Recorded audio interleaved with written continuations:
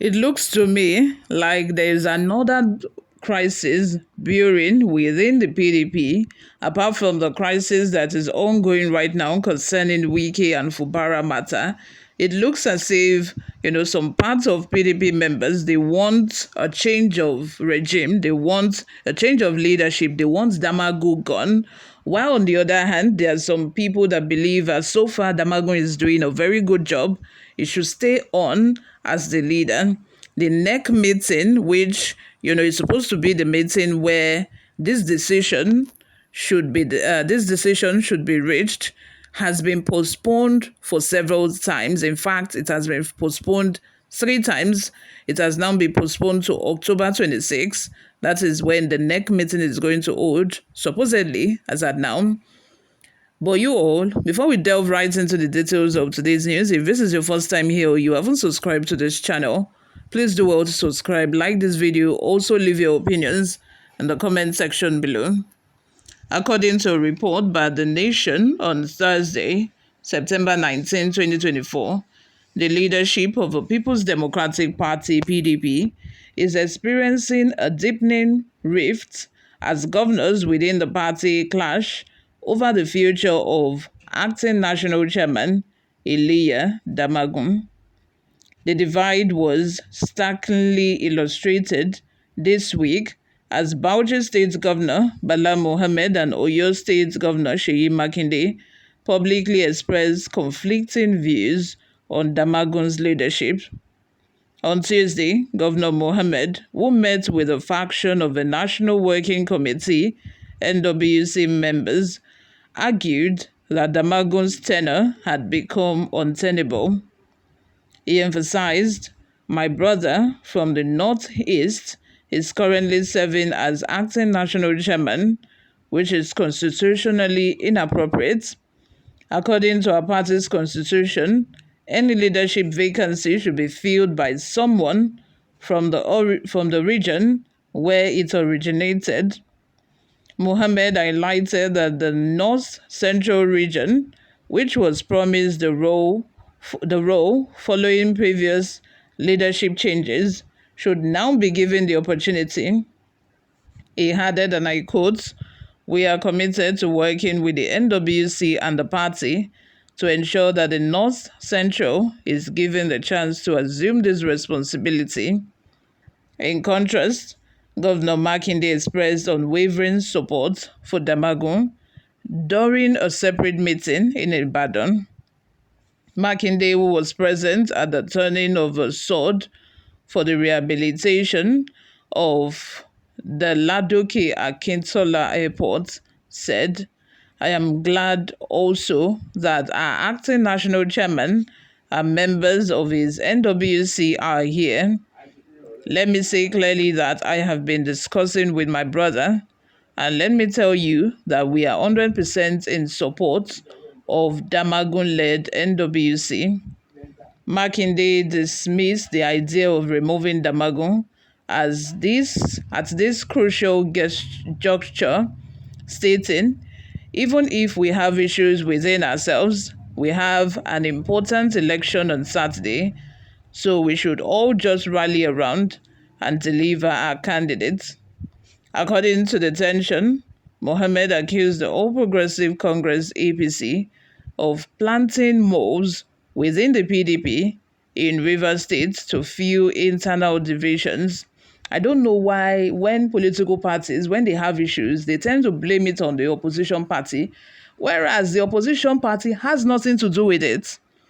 The opposition party has nothing to do with it, but because they have internal crisis, they tend to blame it on the other party, saying that it is the other party that is fueling their internal crisis, instead of them, owning up to their mess, taking accountability for their action. No. Let's go on. He claimed the APC's strategy aimed to destabilize the party for political gain, further complicating the already strained relations within the PDP. Senator Adolphus Wabara, chairman of the PDP Board of Trustees, has expressed dissatisfaction with the ongoing crisis and promised efforts to engage with both factions in Rivers to address the issues. He criticized the current turmoil, noting we are not happy with what is happening in the party, and I think Nigerians too are not happy with what is happening in the PDP.